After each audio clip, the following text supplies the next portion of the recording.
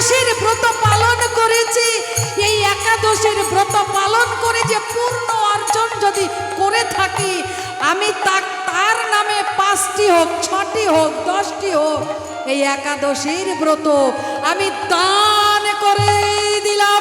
নিতাই গৌর হরি বল, হরি বল, হরি বল।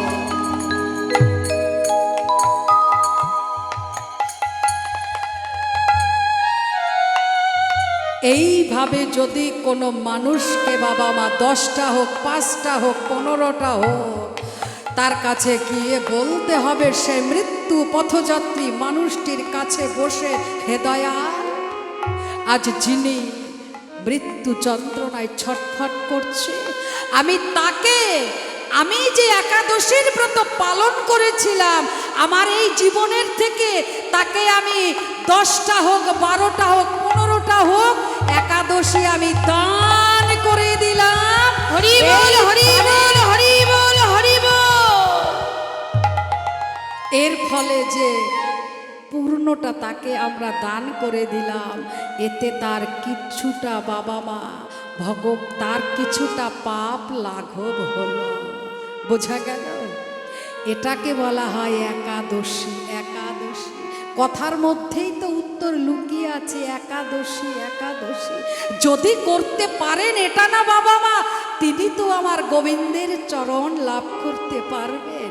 আমার গোবিন্দ আপনাকে কৃপা করবেন। আহারে কত বড় দয়ালু ভক্ত, দেখো গো, নিজের জীবনের যে পূর্ণ অর্জন করেছিলেন, তার থেকে তিনি আর এক ভক্তকে দান করে দিলেন। হরি বল, হরি। আজ সেই দাতা কর্ণ, তাই তিনি বৈষ্ণবকে বলছেন, হে বাবা ঠাকুর, আপনি প্রভাতকালে আমার দ্বারে এসেছেন। অতিথি তো জানি বাড়ির নারায়ণ, আপনি আমার নারায়ণ স্বরূপ। বলুন আপনি কি সেবা করবেন? কর্ণ, আজ আমি তোমার দ্বারে এসেছি বড় আশা নিয়ে, যদি তুমি আমায় সেই মনের আশা পূর্ণ করতে পারো। বিপ্রবর, এ জগতে সকলেই জানে আমার আরেক নাম দাতা কর্ণ।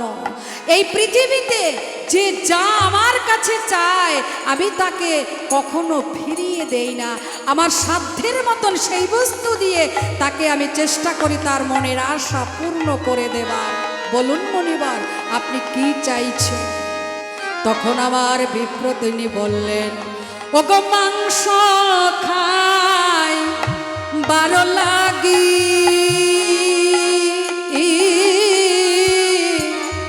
আজি মনে বড় মাংস খায়ে ভালো লাগে, মনে বড়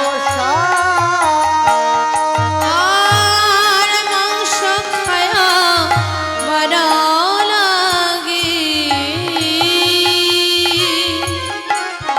মনে বড় আজ বিপ্রের আমার গো,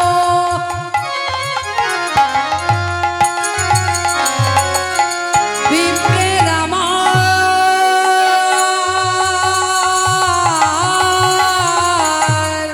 আজ মাংস খাই খাইবারো ও লাগি,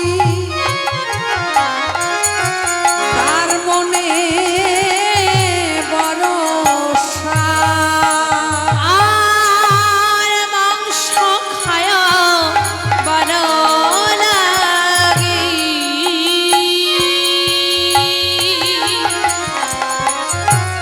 আর মনে বড়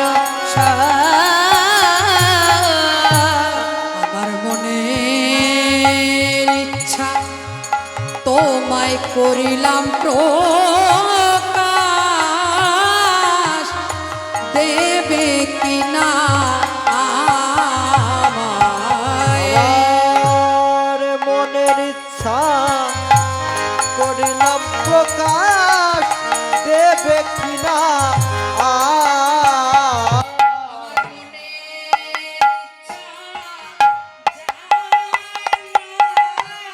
আমার মনের ইচ্ছা জানালাম গো তুমি দেবে কি না দেবে বলো, আমার মনের ইচ্ছা তোমায় করিলাম প্রকাশ। তুমি দেবে কিনা ভেবে বলো আমার মনের ইচ্ছা করিলাম তুমি প্রকাশ। দেবে কিনা ভেবে বলো মনের ইচ্ছা করলাম প্রকাশ তুমি দেবে কিনা ভেবে বলো মনের ইচ্ছা তোমায় জানাই তুমি দেবে কিনা ভেবে বলো মনের ইচ্ছা তোমায় জানাই আর দেবে কিনা ভেবে বলো মনের ইচ্ছা তোমায় জানাই দেবে কিনা ভেবে বলো আমি করিলাম তোমায় প্রকাশ। করিলাম তোমায় প্রকাশ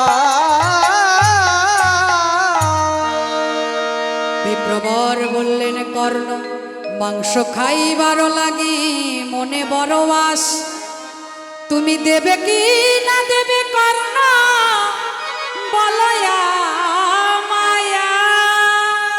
বলো মায়া এই কথাখানি শোনা মাত্র কর্ণ বললেন, বিপ্রবর এতক্ষণ পর আপনি এই কথা বললেন, আপনার মাংস খেতে বড় ইচ্ছে হয়েছে। দেখো তো দেখি কথা, এই জগতে কত মানুষ কত কত কিছু আমার কাছে চায়, আপনি তো সামান্য মাংস খেতে চেয়েছেন। বলুন মনিবার, আপনি কিসের মাংস সেবা করবেন? মৃগ মাংস সেবা করবেন না পক্ষী মাংস সেবা করিবেন? আপনি যার মাংস সেবা করতে চাইবেন আমি তাহার মাংসই আপনায় দেব। সাধু বাবা বললেন, আমার ওগো কর্ণ, এত সহসাই যদি তুমি বুঝে যাবে, তাহলে কি তোমার কাছে এত তরা করে আমি বলতাম কর্ণ আমি মাংস সেবা করব, ওই মৃগ মাংস সেবা করব না, আমি ওই পক্ষীর মাংস সেবা করব না? বাহ, তাহলে আপনি কিসের মাংস সেবা করবেন বলুন? তখন আমার সাধু বাবা বললেন, শোনো কর্ণ, আমি বলতে পারি ত্রিসত্যয় গীকার কর